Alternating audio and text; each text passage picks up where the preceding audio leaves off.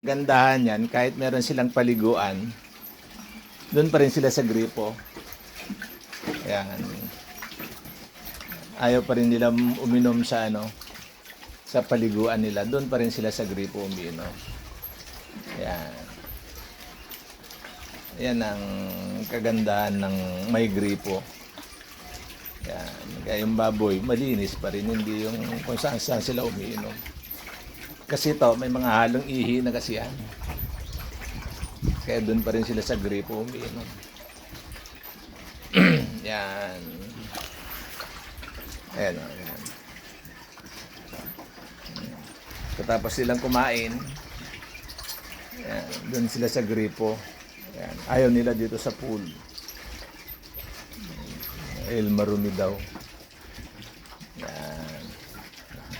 Sabi ng baboy, ayaw ka dyan, marumi. Diyan ako sa gripo. Ayun. Punta na sa gripo. Yan.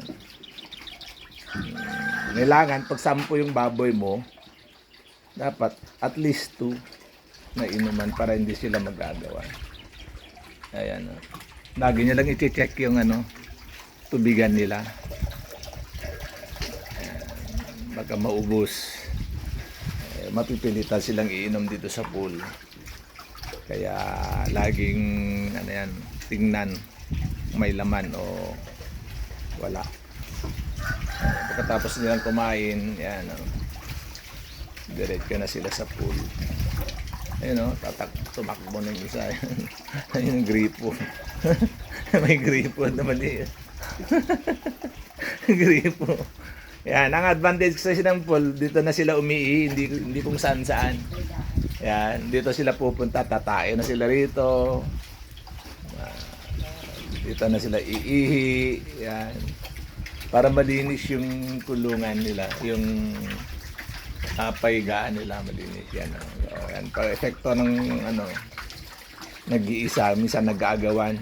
Kaya yun, naglagay tayo ng medyo malaki doon. Ito. Yan. Okay, bye-bye. See you soon. See you on next day.